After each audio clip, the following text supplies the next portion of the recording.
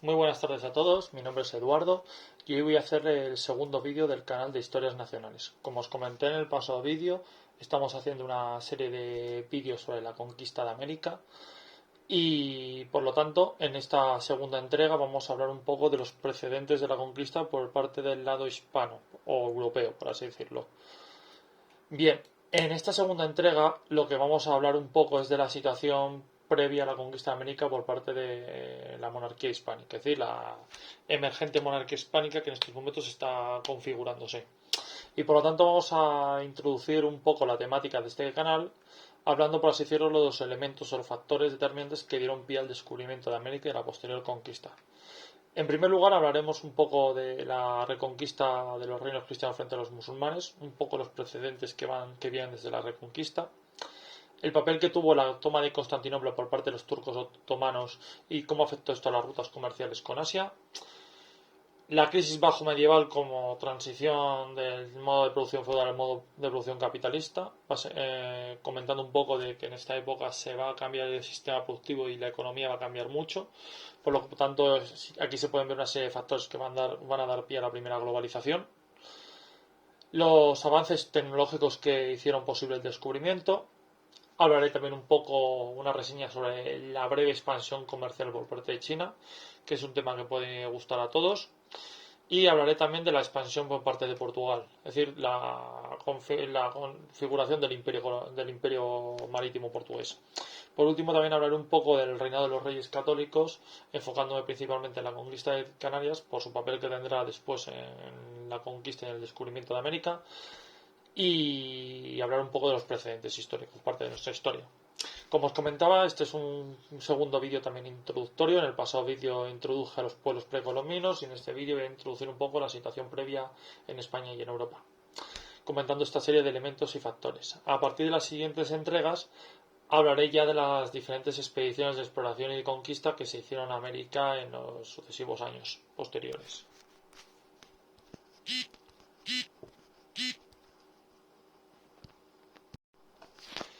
Bien, para ubicarnos cronológicamente en cuanto a los precedentes de la conquista, nos encontramos ya digamos, en los últimos siglos finales de la reconquista de la península ibérica por parte de los reinos cristianos peninsulares.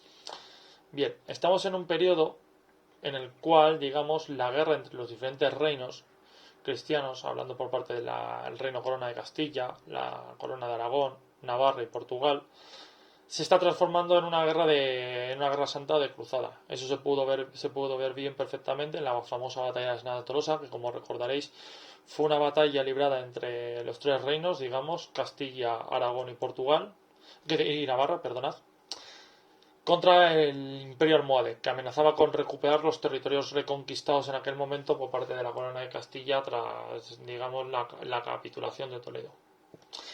En este punto de la reconquista, digamos, los tres reinos unieron sus fuerzas en una cruzada y vencieron al ejército almohade en esta famosa batalla de las Navas de Tolosa, la mayor batalla hasta el momento de la reconquista. Dicha batalla dio un giro un giro de tuerca a la reconquista, permitiendo a los diferentes reinos peninsulares avanzar hacia el sur y arrinconar a los musulmanes en el pequeño reino nazarí de Granada. Por el lado portugués, una serie de sucesivas campañas dará pie con la conquista del Algarve y termina, por ahí se decirlo, la reconquista por parte del lado portugués. Castilla, bajo el reinado de Fernando III el Santo, reconquistará todos los territorios, digamos, de la Bética, de Andalucía y de Murcia, llegando hasta la toma de Sevilla. Y por parte de la corona de Aragón se reconquistará todos los territorios de la actual Comunidad Valenciana y las Islas Baleares. Además, esta reconquista dará pie a dos procesos expansionistas posteriores, por un lado la expansión portuguesa y por otro lado la expansión aragonesa en el Mediterráneo. Por lo tanto, vemos que aquí ya la guerra se está convirtiendo en la guerra contra el Islam ya es una guerra santa, de cruzada. No siempre había sido una guerra religiosa, pero aquí está cobrando este papel de cruzada y no solamente se verá en la batalla de las Naves de Tolosa, en la guerra del Estrecho librada entre el reino nazarí de Granada y sus aliados norteafricanos del sultanato benímení contra el reino de Castilla, pues también tendremos ocasiones que veremos que hay cruzadas, como por ejemplo en la batalla de Salado, también se le da un poco ese papel, digamos. Digamos que para los estados pontificios, los diferentes reinos peninsulares estuvieron exentos de las tradicionales cruzadas a Tierra Santa porque ya estaban librando la guerra contra el Islam en el territorio peninsular, y junto con el Imperio Romano de Oriente los reinos peninsulares eran, digamos, la línea de defensa de la cristiandad europea frente al Islam, y por lo tanto el papel que tenían los reinos peninsulares en esta guerra religiosa era crucial. Pero bueno, llegando a este punto la reconquista ya está terminando. Podemos ver que el reino de Granada queda completamente arrinconado, se convirtió en una suerte de estado satélite o vasallo del reino de Castilla. Pero bueno, ¿no? Aún así la reconquista no terminará hasta la famosa guerra de Granada, ya de finales del siglo XIV, del siglo XV, perdonad, con los reyes católicos, que ya hablaré de eso un poco más adelante. Por otro lado, también esta crisis, esta reconquista ha pegado una vuelta de tuerca porque, no he comentado antes, Al-Ándalus está en un proceso de crisis interna y fragmentación, lo que también facilitará la expansión de los reinos cristianos. Bien, durante la guerra de reconquista, los diferentes reinos cristianos van a tener que verse obligados a desarrollar sus primeras escuadras navales. Tanto la corona de Castilla como la portuguesa y la aragonesa van a desarrollar sus primeras flotas navales para combatir al Islam. Y eso se puede ver muy bien en la toma de Sevilla, como el papel crucial que tuvo la flota castellana. En las diferentes operaciones de estrecho, como las flotas castellanas, portuguesas y aragonesas se van a coordinar para combatir contra los musulmanes. Una vez que la reconquista esté casi ya capitulada, estos reinos van a utilizar ya sus escuadras para defender determinados intereses, por así decirlo, expansionistas, tanto en el Mediterráneo como en el Atlántico. Y eso también se va a ver muy bien en la expansión aragonesa por el mar Mediterráneo o en la futura expansión portuguesa.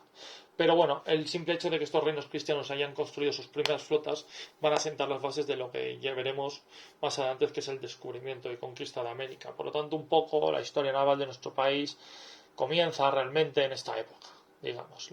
De hecho, la flota castellana es el germen precedente de la flota española. Y por último, bueno, también estamos en una época de crisis y de conflictos internos. Los reinos cristianos se están consolidando en aquel momento y se van a dar una serie de sucesivas crisis. Como ya comentaré, la crisis famosa de la Baja de Media afectará a los reinos cristianos peninsulares con la peste negra y con las sucesivas hambrunas. Y esto dará pie, por un lado, a una crisis del sistema feudal, tanto a nivel político como a nivel económico. Habrán sucesivas revueltas populares por parte de los campesinos que se ven agobiados por las presiones fiscales de sus señores feudales, y tendremos sucesivas revueltas, como por ejemplo la revuelta de Irmandiña en Galicia, o la guerra digamos entre la Busca y la Viga en Cataluña, por citar algunos ejemplos. Además, aquí una de las particularidades que tuvo la crisis en los reinos peninsulares fue el antisemitismo. Digamos, van a tener lugar una serie de sucesivos pogroms contra la población judía, y eso terminará también, como todos sabemos, con el edicto de expulsión de los reyes católicos hacia los judíos de 1492. Pero en este momento, esta crisis se está manifestando en guerras civiles, digamos, entre la lucha del poder entre las diferentes monarquías, que lo que quieren consolidar son sus estados, por así decirlo, y los diferentes señores feudales, que lo que quieren hacer es mantener el feudalismo. Y eso se verá muy bien en las diferentes guerras civiles castellanas que habrá en aquel momento, sobre todo empezando destacando sobre todo la guerra entre Pedro I el Cruel y Enrique de Trastámara, y siguiendo una serie de sucesivas guerras civiles hasta la guerra de sucesión castellana. O también la veremos en la corona de Aragón, como en las diferentes guerras civiles que también habrá en Cataluña. En Portugal no se verá tan matizado este conflicto entre la nobleza y la realeza, pero sí que habrá también disputas políticas internas. Es un momento en el cual tanto la corona real como los señores feudales están disputando el poder, la hegemonía del poder político, y al final este pulso lo acabarán ganando los reyes. Por lo tanto, esto se entra un poco en la fase de la conformación de los futuros estados nacionales, tanto en España y en España, Portugal y en el resto de Europa, que también esta crisis se manifestará de esta manera. Por tanto, es una época de revueltas internas, guerras civiles, conflictos y demás que van a caracterizar este periodo. Y sí, tendrá también su importancia en la reconquista, porque ayudará a ralentizar el final de la reconquista y la expulsión de los musulmanes.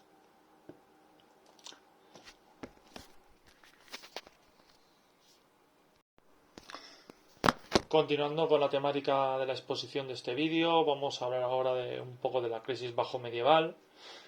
Cómo esta crisis ha afectado al resto de Europa. Evidentemente estamos en una época que hay una crisis climática muy importante debido a un enfriamiento de las condiciones climatológicas en toda Europa, que va a dar pie a una serie de hambrunas porque las cosechas se van a ir perdiendo progresivamente y esto va a generar numerosas hambrunas. Vamos a tener hambrunas por todas partes de Europa. Esto va a afectar mucho tanto al crecimiento demográfico como a la situación social de los estados europeos.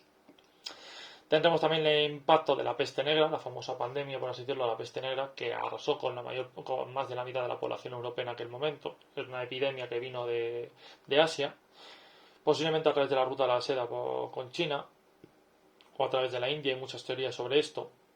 Pero el impacto de la peste negra fue muy drástico en toda Europa, acabó arrasando con las poblaciones, con buena parte de la población, sobre todo de los estados del mar Mediterráneo, también arrasa con el norte y centro de Europa y generó una crisis demográfica importante, a la cual los reinos y los estados europeos no estaban previstos porque, claro, por un lado la medicina no estaba tan avanzada como ahora para enfrentarse a amenazas microbiológicas, y los estados europeos no tenían los medios ni las capacidades sanitarias para afrontar esta crisis. Por otro lado, también es una época de, como he comentado, de conflictos y de guerras. En Europa está teniendo lugar la famosa guerra de los 100 años entre Francia e Inglaterra por la disputa de la hegemonía europea. También, por citar un poco, tendremos el famoso cisma de Occidente o el cisma de Aviñón, por parte que casi divide a la cristiandad católica. Vemos un montonazo de conflictos entre los señores feudales y sus vasallos, que se quieren, digamos, emancipar de las cargas y de la servidumbre. Esto es interesante reseñar cómo en Europa esta crisis va a tener lugar que en Europa occidental el modelo de servidumbre feudal se va a ir viendo limitado gracias a los éxitos sociales que consiguen los campesinos con sus numerosas revueltas sociales y con el apoyo de la monarquía, mientras que en Europa oriental la servidumbre se va a ir consolidando. Por lo tanto, esta crisis va a ser aprovechada por los reyes. Los reyes van a aprovechar que esta crisis está poniendo un poco de patas arriba el sistema feudal, y los reyes van a aprovechar la situación para ir comiéndole terreno político a los nobles feudales y ir ganando poder. Los reyes, como he comentado, salirán en muchas ocasiones con los campesinos en estos conflictos y para ir rezándole poder a los señores feudales. También la iglesia será un importante aliado de la monarquía, de los reyes, frente a los señores. Y bueno, también esto va a ser una época donde va a haber herejías. Aquí podemos ver un poco los precedentes de la reforma protestante, como por ejemplo tenemos digamos, herejía jusita. Hablamos de herejías que están cuestionando, digamos, la interpretación de las Sagradas Escrituras por parte de los diferentes concilios católicos y ortodoxos, y van a ir surgiendo numerosas herejías por Europa. Algunos autores consideran que aquí se está empezando a germinar un poco lo que entenderemos como la reforma protestante. Pero bueno, esto no voy a meterme mucho en este tema, que no es la temática del canal. Como toda crisis económica, va a implicar una serie de transformaciones económicas. Digamos, la agricultura, aunque se va a ir contrayendo conforme se va saliendo de la crisis, se va a ir recuperándose. Esto va a obligar a una serie de mejorías agrícolas, que ya comentaré más adelante, que luego a partir ya de los siglos XV y XVI dará lugar a una nueva recuperación de la producción agraria y por lo tanto eso tendrá sus efectos positivos en la recuperación demográfica. El comercio también se tuvo que contraer, pero luego se va a ir consolidando y los mercados no van a ser destruidos, es decir, las mismas rutas comerciales creadas durante la plena Edad Media se van a mantener, por ejemplo la ruta de la Hansa con el Báltico, las diferentes rutas en el Mediterráneo, aunque estas sí que entrarán en crisis, eso yo lo comentaré un poco más tarde y demás. Y también vemos un importante éxodo del campo a la ciudad. Muchos campesinos, huyendo de las cargas fiscales de sus señores feudales o porque las tierras han sido arrasadas por las crisis, se ven obligados a migrar a las ciudades a buscarse la vida y van a acabar trabajando como artesanos en los diferentes gremios de las ciudades o como comerciantes, o se van a ir dedicando a las diferentes profesiones liberales, por así decirlo. Y bueno, también esto va a beneficiar mucho a las ciudades van a ir ganando un importante peso político y económico, y esto va a beneficiar sobre todo a la emergente clase burguesa. Y por así decirlo, estamos por lo tanto entre una época en la cual ya se está iniciando la crisis del modo de producción feudal, se está cambiando el sistema económico, por así decirlo, y por lo tanto es una época de cambios muy importantes que van a tener lugar en esta, digamos, en todo lo relacionado con la conquista y el descubrimiento de América. Pero lo que en definitiva cuenta, los estados se están centralizando y se están haciendo mucho más fuertes. El modelo político feudal está en decadencia y en retroceso. Vemos sobre todo que en Francia, en Castilla, en Aragón o en Portugal se consolidan estas monarquías nacionales de carácter autoritario, evidentemente, mientras que en otros estados, como por ejemplo en Inglaterra, se va a consolidar el modelo parlamentario. Y por otro lado, pues eso, básicamente, digamos, esta crisis es una crisis que está poniendo un poco de patas arriba todo el orden establecido en la Edad Media. Bien, por comentar un poco y enlazándolo también con esta crisis, voy a hablar un poco de las repercusiones científico-tecnológicas que van a tener lugar y que van a afectar al descubrimiento, un poco para centrarnos en materia. Hablando un poco del crecimiento demográfico que tendrá lugar en los siglos XV y XVI, se deberá a las nuevas reformas, por así decirlo, cambios agrícolas que va a tener lugar a raíz de la crisis. Van a introducirse nuevas herramientas como la collera o la reja metálica, que son herramientas complementarias al famoso arado romano. Van a extenderse el uso de molinos de agua y de viento y sobre todo la rotación nutricional de cultivos. Este tipo de mejoras técnicas va a incrementar mucho la producción agraria y la expansión de los terrenos agrícolas. Esto va a facilitar este crecimiento, esta recuperación demográfica. Como comentaba antes, el éxodo del campo a la ciudad va a generalizar mucho la expansión del modelo artesanal gremial, pero este también va a entrar en crisis y van a surgir los primeros talleres prefabriles o las primeras protofábricas, pero bueno, ya está empezando a surgir ciertas cosas que luego nos recordarán a la revolución industrial. En las finanzas van a haber cambios importantes, sobre todo la aparición de las letras de cambio, la contabilidad de partida doble, los seguros marítimos. Esto también tendrá mucha importancia a la hora de la creación de las futuras y primeras compañías comerciales. Y aquí lo que nos importa de verdad es en la navegación. Van a haber nuevos inventos como por ejemplo la brújula, el astrolabio, que van a facilitar sobre todo la orientación de los barcos a la hora de atravesar los mares. Estas herramientas van a facilitar mucho la navegación. Aparecen las cartas portulanas, que son mapas, digamos, que ya, digamos, reflejan a nivel geográfico todos los conocimientos que se tienen de los mares y los océanos en aquel momento y se van a ir ampliando conforme tengan lugar los diferentes descubrimientos. Y por un lado también van a mejorar los diferentes tipos de navíos. Van a aparecer nuevos navíos que van a romper con la navegación tradicional de ir fondeando por costas y van a permitir, digamos, la navegación a mar adentro, destacando la carabela, la coca y la nao, que son tipos de barcos que ya lo que permiten es que se pueda, digamos, navegar a mar adentro durante un periodo de tiempo bastante largo, sin tener que ir costeando, dando vueltas por la costa. Otros inventos que también repercutirán y que todos sabemos es el invento, la pólvora, traída de China, que esto va a revolucionar el arte de la guerra. Tampoco esto, creo que esto ya se sabe bastante. O el papel que va a tener la imprenta, sobre todo en la divulgación de los conocimientos y la publicación de libros. Esto va a tener mucha importancia, sobre todo en la expansión del humanismo ya durante el siglo XVI.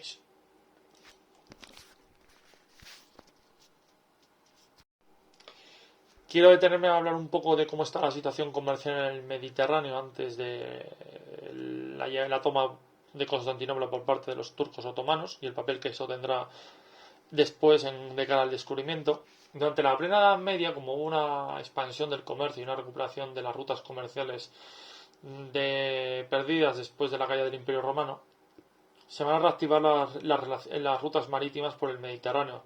Y el Mediterráneo va a volver a ser ese famoso gran mar comercial que existió en época de los romanos. Aquí el papel protagonista lo van a tener las ciudades-estados italianas del norte de Italia, que van destacando sobre todo las repúblicas de Pisa, Génova y Venecia, que van a ir estableciendo importantes rutas comerciales con Oriente. Sobre todo aprovechando las relaciones con el Imperio Romano Oriente, que aún sigue existiendo y se sigue manteniendo pese al avance del Islam. De hecho, tanto Venecia como Génova van a quedar verdaderos imperios marítimos con colonias comerciales, sobre todo en la actual Grecia y en el Mar Negro, y van a tener mucha importancia con el comercio con la ruta de la seda. También quiero mencionar aquí el papel que va a tener la Corona de Aragón. La Corona de Aragón, una vez completada su reconquista, se va a lanzar al mar tras la conquista de las Islas Baleares, la reconquista. Los aragoneses van a ir adquiriendo, mediante campañas militares, sobre todo las islas de Cerdeña, Sicilia. Se hará con el poder de los estados de Atenas y Neopatria y después con el reino de Nápoles. Tenemos aquí una importante expansión militar y comercial aragonesa que va a rivalizar con el de las ciudades-estados italianas y tendremos aquí muchos conflictos. Aquí lo importante de la expansión del Mediterráneo es que el Mediterráneo conectaba con las diferentes rutas de la seda. Las rutas de la seda eran una serie de rutas comerciales que conectaban el mundo mediterráneo con Asia, y esto todo con la India y con China. Y eran unas rutas que fueron cobrando, que tenían mucha importancia y fueron cobrando cada vez más importancia por la demanda de ciertos productos que eran muy cotizados en Europa, sobre todo diferentes tipos de especias, perfumes, diferentes tipos de alimentos, también como diferentes tipos de alimentos, joyas, piezas de orfebrería o metales preciosos. La verdad, estos productos eran muy demandados en los mercados europeos y claro, el control de la ruta de la seda o de las diferentes rutas que conectaban con la ruta de la seda era una fuente de riqueza en aquella época inimaginable. Por lo tanto, los estados europeos se beneficiaron de este comercio.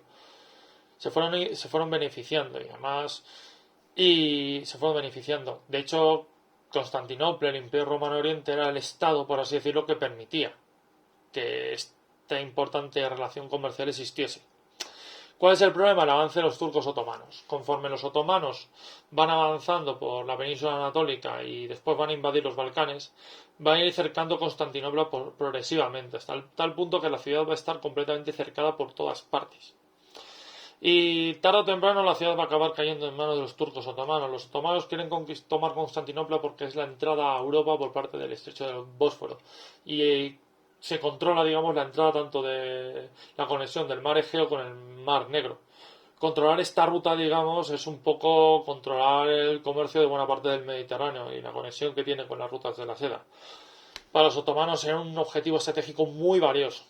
Muy valioso. Esto recuerda un poco a la guerra de Troya, como todos sabréis, aparte de que la guerra de Troya se relata mucho ese famoso rapto por parte de Helena por parte de los troyanos. Había intereses comerciales, relación a que Troya era la puerta, digamos, del Mar Negro con el Egeo, y quien controlase esa puerta, pues controlaba el comercio. Aquí pasaba igual, con Constantinopla. También vemos una similitud que Constantinopla tiene unas murallas tan grandes que pueden recordar las de Troya, tal como están relatadas en la Ilíada. Por tanto, encontramos estos paralelismos en la historia. La cuestión es que los turcos van a poner asedio a Constantinopla, va a ser un asedio muy terrible, por así decirlo, va a durar mucho tiempo. Los romanos orientales, bizantinos, como los queramos llamar, van a estar resistiendo al asedio. Aquí se va a emplear la pólvora, sobre todo. Las murallas teodosianas van a sobrevivir a los bombardeos constantes de las famosas bombardas otomanas, que eran cañones de artillería inmensos, que tenían una importante potencia de fuego. Pero al final, digamos, los otomanos van a entrar en Constantinopla y van a tomar la ciudad. Esto va a tener un impacto terrible en toda Europa.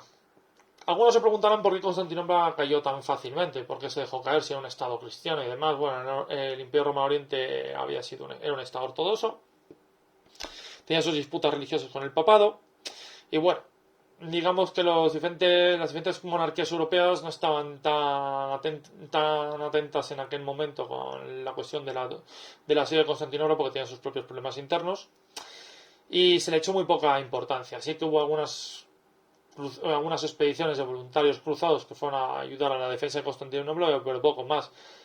Por reseñar, aquí en Castilla, en la monarquía, bueno, en los reinos peninsulares, los trastámaras, tanto de Castilla y Aragón, van a defender la defensa de Constantinopla por la cuestión geoestratégica de que si no el Islam entra en Europa por parte de los Balcanes. Y por lo tanto aquí se abre un frente importante que puede poner en peligro a la cristiandad, y aparte de la importancia que he comentado geoestratégica que tiene Constantinopla. De hecho, esto va a repercutir porque una vez que Constantinopla caiga, uno de los últimos supervivientes de la dinastía imperial de los Paleólogos va a ceder los títulos imperiales a los Trastámara.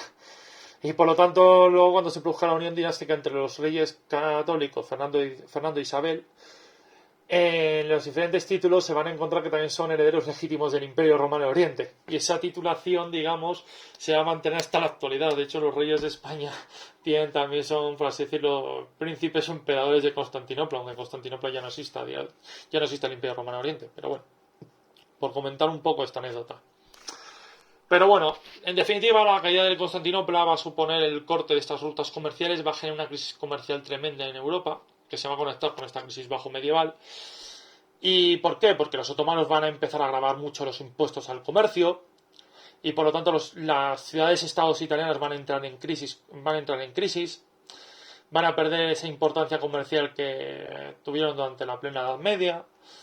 Y esto va a ser un fuerte golpe a todos los estados cristianos. Y esto va a obligar a que los diferentes estados cristianos busquen fórmulas para intentar conectar el comercio con Asia por otras vías, sin chocar con los otomanos, por así decirlo. Que eso ya lo haré bastante, pero esto va a ser, digamos, el motor que va a impulsar que tanto Castilla como Portugal busquen la ruta atlántica, bordeando, sobre todo por el lado portugués, de bordear África y demás, para flanquear a nivel geopolítico al Imperio Otomano y conectar con los mercados asiáticos. Y esto va a tener un papel fundamental, mientras que Portugal, como ya comentaré, se dará a la mar e irá recorriendo las costas africanas. Castilla, una vez conquistadas las Canarias, ya llegará luego Colón y propondrá el proyecto de atravesar el Atlántico para buscar esa ruta alternativa hacia los mercados asiáticos, básicamente, sin contar que América no estaba descubierta en aquel momento. Por lo tanto, la toma de Constantinopla es crucial para entender los grandes descubrimientos de finales del siglo XV y del siglo XVI. Es un elemento crucial, que bueno, seguiré hablando de esto más adelante. Mientras que esta crisis comercial está teniendo lugar en el mar Mediterráneo, en Asia también el Imperio Chino, que es un actor comercial muy importante en cuanto a relación a la ruta de la seda, va a jugar sus propias cartas. Estamos en una época, digamos, en la cual China ha conseguido insubordinarse de la dominación mongola y se ha subido al poder una nueva dinastía, la dinastía Ming. Y esta dinastía va a volver a recuperar esos años de esplendor, esos siglos de esplendor del Imperio Chino. Y bajo el reinado del emperador Zudi, perdonad si pronuncio mal el nombre, porque bueno, los nombres en chino tampoco es que los diga bastante bien, China va a tener una época de expansión comercial muy interesante. Y quiero comentarla porque, bueno, hay ciertas conexiones luego con la expansión de los diferentes estados europeos. Este emperador de dinastía Ming reinaba en aquel momento, estamos a principios del siglo XV, y este emperador va a contar con un importante almirante de su flota, el almirante Zheng He. Este almirante va a proponer al emperador chino la creación o la construcción de una gran flota comercial con el propósito de abrir rutas comerciales por el sudeste asiático, el Océano Índico y que lleguen a Occidente. Esta famosa flota va a ser la llamada Flota del Tesoro, va a ser denominada. Los chinos van a invertir mucho dinero en construir una gran flota de 300 barcos con unas galeras de más de 6 velas por barco. Ya os podéis suponer el tamaño que tenía cada barco. Con el propósito de explorar, digamos, las diferentes rutas comerciales por estos mares y océanos que acabo de citar, para conectar con otros puertos asiáticos y llegar hasta los puertos europeos por vía marítima y abrir una nueva ruta comercial que pueda conectar con Europa. Y consolidar así las relaciones comerciales, porque los chinos al final son un pueblo de comerciantes. Por este sentido, este gran almirante, que se le considera el Colón de los chinos, va a llevar a cabo sucesivas expediciones. No voy a detenerme mucho en esto, voy a comentar un poco encima, pero para reseñarlo un poco. Y en estas expediciones van a embarcar y van a recorrer los puertos de la costa de Indochina, lo que sería actualmente Vietnam, Laos y Camboya. También las diferentes islas del sudeste asiático y de las Filipinas. Y luego en otras expediciones llegarán a abrir rutas comerciales que conectarán con los puertos de la India, los diferentes puertos de la costa de la India. Y después llegarán hasta el estrecho de Hormuz, en el actual Mar Rojo, e incluso llegarán a abrir rutas comerciales para conectar con los puertos de la península arábiga, la costa oriental de África, y con Egipto, digamos. Este almirante fue muy famoso por abrir estas rutas comerciales. Hay algunos autores que especulan que incluso los chinos exploraron más allá y se metieron en el Pacífico adentro, porque como comentaba antes, estas embarcaciones permitían también la podían permitir la navegación a mar dentro y que llegaban a recorrer diversas islas del Pacífico de la actual Polinesia y Micronesia y que podían haber llegado a América antes que los españoles, pero bueno. Ellos no iban con intenciones de conquistar, ellos solamente sí que iban a un poco a explorar y a comerciar. Pero esto es interesante reseñarlo, porque estas rutas que va a abrir este almirante va a ser luego una base, un punto de partida por el cual actualmente la República Popular China vaya a iniciar, digamos, su expansión comercial a nivel marítimo con el famoso collar de las perlas, que actualmente es una ruta comercial que lo que hace es bordear la India y el sudeste asiático y le permite luego a China controlar el comercio con los estados occidentales. Por lo tanto, esto es un poco un precedente histórico de la expansión comercial que estamos viendo día a día de hoy en China y por lo tanto mucha gente se preguntará por qué de pronto China está teniendo este gigantesco auge comercial y bueno, las cosas no se entienden si no se ven sus precedentes en el pasado. Pero ¿qué pasó? Esta gran expansión comercial que hoy día estamos viendo en China no ocurrió en esta época, podía haber ocurrido, pero ¿por qué? Porque a la muerte de este emperador que he comentado, su sucesor, va a haber poco rentable continuar con las expediciones comerciales porque serían muy costosas y va a dejar de financiarlas y por lo tanto se van a paralizar. China va a volver a un periodo de aislamiento y se va a encerrar en sí misma, no es algo raro en su historia, y China por lo tanto paralizará los viajes. Esto será luego aprovechado por parte de Portugal y de Castilla para poder luego emprender sus viajes de descubrimiento y hacer la primera globalización y se adelantarán a China.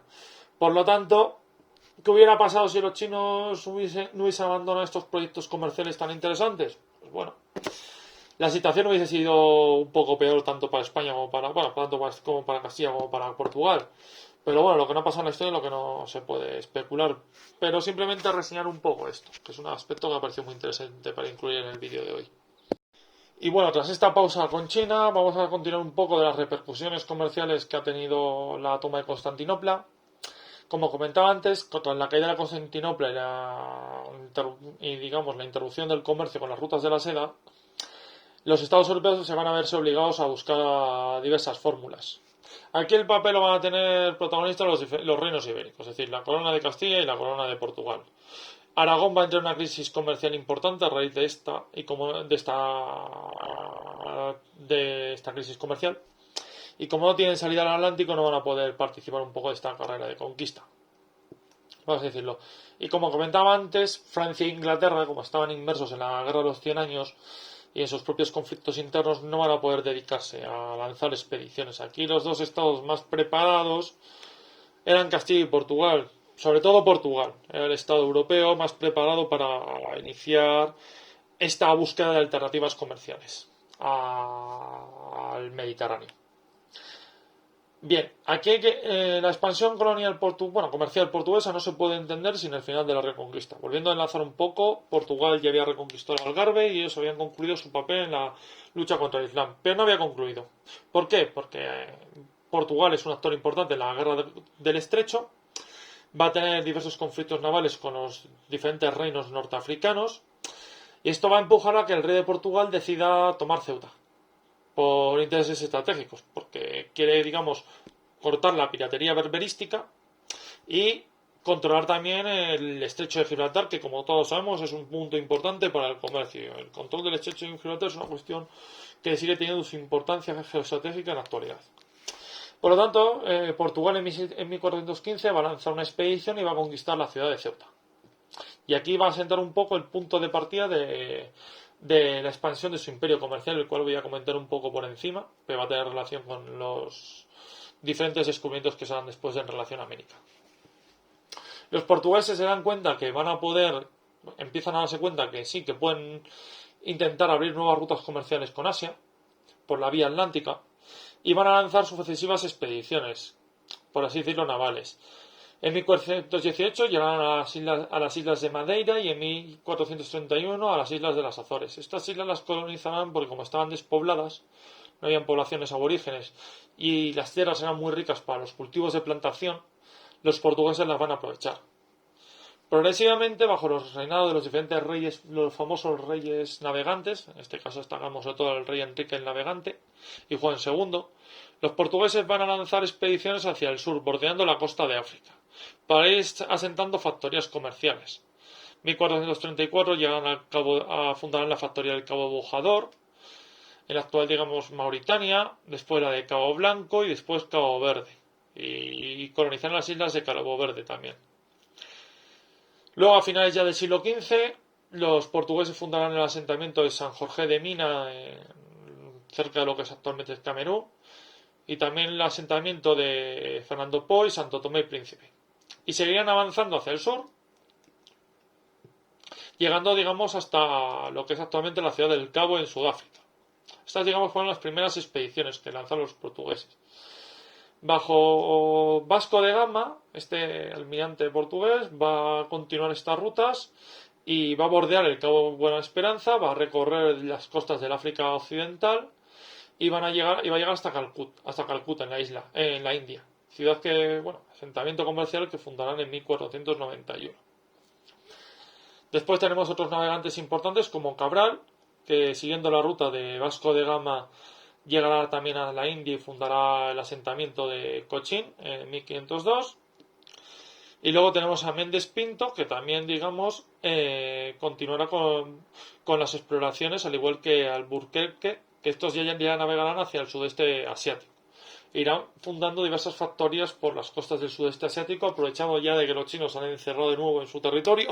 Los portugueses van a aprovechar ahora a quedarse con esas rutas comerciales y van a ir formando asentamientos. De hecho, fundarán el puerto de Macao en China y llegarán hasta la isla de Nagasaki en Japón. Aquí vemos que se está configurando este imperio portugués. Los portugueses a lo tonto están abriendo nuevas rutas comerciales y están conectando los mercados europeos con los mercados asiáticos, y esto no hará ninguna gracia al Imperio Otomano.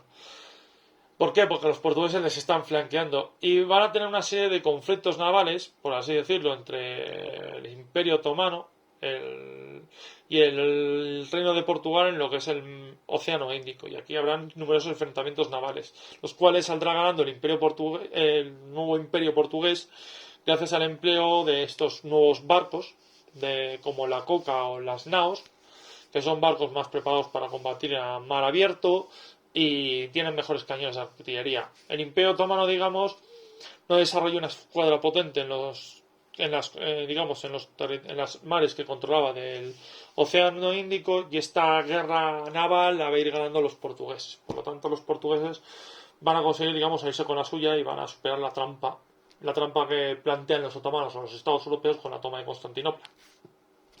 Una cosa que es muy interesante, la verdad, de tener en cuenta. Comentando otros aspectos de la expansión portuguesa, que luego se verán más adelante con el proceso de conquista y colonización y conquista de América, los reyes portugueses van a financiar todas estas expediciones y las van a patrocinar con la intención, digamos, de enriquecerse del comercio y del comercio con Asia. Van a fundar las primeras compañías comerciales y van a crear una escuela de navegantes. Una escuela de navegantes que va a ser un poco el precedente a nuestra casa de contratación, donde van a reunir a los mejores cosmógrafos y geógrafos de la época y van a hacer mapas o cartas oportunados de los territorios que van descubriendo para poder trazar nuevas rutas comerciales y continuar con esta expansión. Por lo tanto, vamos a ver que los portugueses ya tienen, digamos, una suerte de casa de contratación, de la cual luego tomará ejemplo Castilla más adelante. Los portugueses van a firmar las primeras bulas papales para legitimar estos descubrimientos, y esto es un precedente del Tratado de Tordesillas, porque los portugueses ya están acordando con el Papa de que los territorios que están descubriendo en las costas de África y del Índico pertenecen a la corona portuguesa, y que esos mares ya son monopolio de los portugueses. Por lo tanto, otro Estado europeo no se puede meter por ahí, y cuentan con la validación del Papa, que es, por así decirlo, el gran árbitro de las relaciones internacionales del momento. Por lo tanto, Portugal, por medio de las diferentes bulas papales que está firmando con el Papa, está legitimando el monopolio del comercio por parte de esos mares, y se está quedando a lo tonto con el comercio con Asia. Un aspecto muy interesante. Luego Castilla empezará a cuestionar esto. Castilla, como comentaré más adelante, empezará a conquistar las Islas Canarias y van a intentar abrirse un hueco con este mercado, y luego, como veremos, cuando se descubra América, van a intentar jugar sus cartas con el papado, y de aquí pasamos al Tratado de Alcobendas y después pasaremos al Tratado de Tordesillas. Por lo tanto, aquí se van viendo precedentes muy interesantes. Pero bueno, lo dicho, básicamente vemos que Portugal está configurando un imperio comercial, el cual va a servir de modelo para los reyes católicos, el cual va a tenerlo muy en cuenta de cara a la hora de buscar nuevas rutas comerciales. Y finalmente, para ir terminando este vídeo, voy a hablar un poco más, a centrarme un poco más en los precedentes históricos de los reinos peninsulares, digamos Castilla y Aragón, antes del descubrimiento, para darnos cuenta qué estaba pasando en aquel momento. Bien, en Castilla, digamos, como he comentado, está reinando la dinastía Trastámara. Esta dinastía, digamos, está bastante debilitada por las sucesivas guerras civiles que han ido teniendo lugar en el reino. Por un lado, hablamos de que en Castilla se está dando lugar un proceso de refeudalización tras la firma del Pacto de las Mercedes Enriqueñas por parte del Enrique I de Trastámara, que le concedía mucho poder político a los grandes nobles, y aquí van a surgir las famosas grandes casas nobiliarias de Castilla. Esto va a generar un pulso entre la corona y los diferentes nobles que va a dar lugar a una serie de guerras civiles que van a desangrar el reino de Castilla. Por otro lado, como comentaba antes, los efectos de la crisis bajo medieval, las sucesivas revueltas antiseñoriales o antisemitas, también van a debilitar bastante la posición de la corona de Castilla. Por lo tanto, la corona de Castilla lo va a tener un poco complicado a la hora de emprender esta carrera de Indias. Pero bueno, también tenemos que tener en cuenta que en aquel momento los castellanos no son ajenos a lo que está haciendo Portugal. Y por lo tanto vamos a ver que las Canarias, que son unas islas en las cuales los portugueses aún no habían conquistado, los castellanos se van a ir metiendo. ¿Cómo? Pues muy sencillo. A principios del siglo XV, digamos, unos navegantes franceses de origen francés ofrecieron sus servicios al rey de Castilla para explorar las Islas Canarias y ver qué encontraron. Evidentemente, en estas primeras expediciones encontraron a pueblos que viven aquí gentes aborígenes, los llamados pueblos guanches de origen berberístico, que eran pueblos, digamos, que eran sociedades neolíticas, que llevaban viviendo en esas islas desde hacía muchos siglos y estaban ahí completamente aislados. Y aquí va a empezar a tener lugar la famosa conquista de las Islas Canarias. Bien, digamos que tanto Castilla como Portugal van a intentar rivalizar por esta conquista, aunque bueno, en este pulso va a ir ganando Castilla.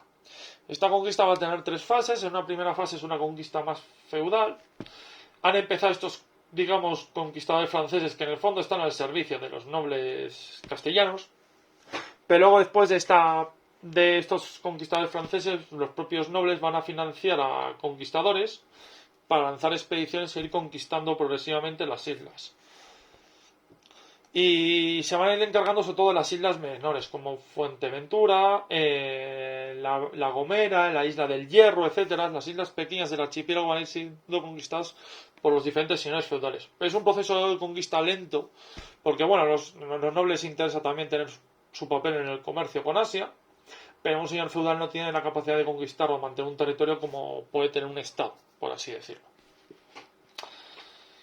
Al final la corona va a ir ganando progresivamente poder y fuerza en este aspecto, y finalmente veremos como ya con los reyes católicos y con la firma del Tratado de Alcobendas y el final de la Guerra de Sucesión castellana, pues le va a dar el poder a los reyes católicos para ir llevando a cabo esta conquista. Pero bueno, esto lo comentaré un poquito más adelante. Por aquí vamos a paralizar un poco la conquista de las Canarias y vamos a continuar un poco con la historia un poco nacional. A ver qué estaba ocurriendo aquí en España en aquel momento. Pues bien, pues comentando, aparte de que se está teniendo lugar la conquista de las Canarias, Castilla estaba sufriendo una serie de guerras civiles y esto va a desembocar, digamos, ya con el reinado de Enrique de las Mercedes. No, Enrique de las Mercedes, no, Enrique IV el Doliente. Esta situación también va a tener lugar en el Reino de Navarra, donde también hay una serie de guerras civiles que también van a desangrar al reino, y en Aragón comentando un poco las guerras civiles en los territorios de la Generalitat catalana, de lo que se entendía como Generalitat catalana. Bien, la corona de Aragón está en crisis porque también le ha afectado mucho la crisis bajo medieval y su imperio comercial y militar está en completamente retroceso. Sí que es verdad que han consolidado su posición en Nápoles bajo el reinado de Alfonso V el Magnánimo, y aquí vemos un poco una vía que va a dar pie a una serie de conflictos entre la corona de Aragón y el reino de Francia por el control y la hegemonía de Italia, que eso dará pie a las futuras guerras italianas que tendrán lugar con Fernando el Católico y con Carlos I. y concluirán con Felipe II, pero bueno, eso es otra historia. Vemos que estos reinos peninsulares están en crisis, digamos, y esto ha ralentizado también la conquista de Granada. Bueno, el final de la Reconquista. La cosa va a tener un punto de incisión comienza con el reinado de los reyes católicos. En Castilla, el rey Enrique IV Doliente fallece y esto va a dar pie a una lucha de sucesión entre las dos candidatas al trono. Por el lado, digamos, de la nobleza va a destacar Juana la Beltraneja, que va a contar con el apoyo del rey del Portugal, mientras que por el lado más, digamos, de otros grandes de Castilla y por el lado aragonés destacará Isabel, la futura Isabel la Católica. No voy a hablar mucho de esta guerra porque no quiero distraer bastante a los oyentes en base a lo que esto va a repercutir con el descubrimiento. Pero esta guerra, digamos, va a ser la última gran guerra civil en Castilla. Y aquí va a ser el pulso definitivo en el cual la corona, digamos, la monarquía va a vencer a los nobles. Tras una serie de batallas que van a tener lugar en el territorio castellano, destacando toda la batalla de Toro, Portugal va a tener que verse obligado a firmar la paz de Alcobabas y los nobles van a ser derrotados. Y aquí luego los reyes católicos van a empezar el proceso de recentralización de la monarquía. Con el fin de esta guerra, Isabel la Católica y Fernando de Aragón van a unir ambas coronas y van a crear, digamos, la unión dinástica, la famosa unión dinástica, comenzando la unión entre Castilla y Aragón. Bien. ¿En relación qué va a tener esto con el descubrimiento? Pues el Tratado de Alcobabas. Durante la Guerra Civil Castellana, las Islas Madeira, las Azores y Canarias van a ser frentes de batalla, donde Castilla y Portugal van a medir sus fuerzas a nivel naval y van a haber varias batallas, escaramuzas navales. En ese tratado, al final, Portugal va a reconocer los derechos de Castilla a conquistar Canarias y Castilla va a reconocer los derechos portugueses en la Madeira y en las Azores y en las rutas y en las factorías africanas. Por lo tanto, esto está relacionado con el descubrimiento por parte de esta vía y Castilla se va a focalizar en aquel momento en la conquista de las Canarias. Y aquí estamos ya en una fase en la cual bajo el reinado de los Reyes Católicos se va a concluir la conquista de las Canarias con la conquista de las islas de Gran Canaria y Lanzarote y el sometimiento de los guanches. Y ya, digamos, tenemos que el archipiélago canario ha sido conquistado por Castilla. Como ya sabréis, los reyes católicos, una vez perpetuada la unión dinástica, van a emprender una serie de reformas para centralizar el reino, por así decirlo. Entre estas reformas vamos a destacar sobre todo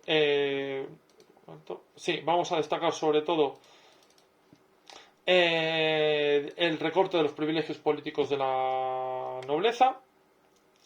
Esto va a tener lugar por medio de la reorganización de la hacienda, por así decirlo. Los reyes van a ir centralizando los impuestos y le van a ir arrebatando las competencias fiscales a la nobleza y van a emprender una interesante reforma hacendística en las famosas Cortes de Toledo de 1480, donde, digamos, los impuestos del reino se van a centralizar en manos de la monarquía, arrebatándole fuerza a los nobles.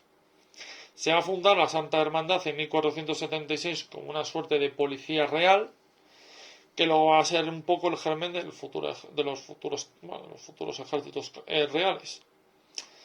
Se va a reorganizar el Consejo Real como órgano central de gobierno, arrebatándole fuerza a los nobles. Se van a crear los primeros corregimientos, como digamos son inspectores reales que se encargan del control, digamos, de las provincias o de las villas o de las ciudades del reino. Se van a controlar también a las diferentes órdenes militares, van a estar supeditadas a la autoridad de la realeza.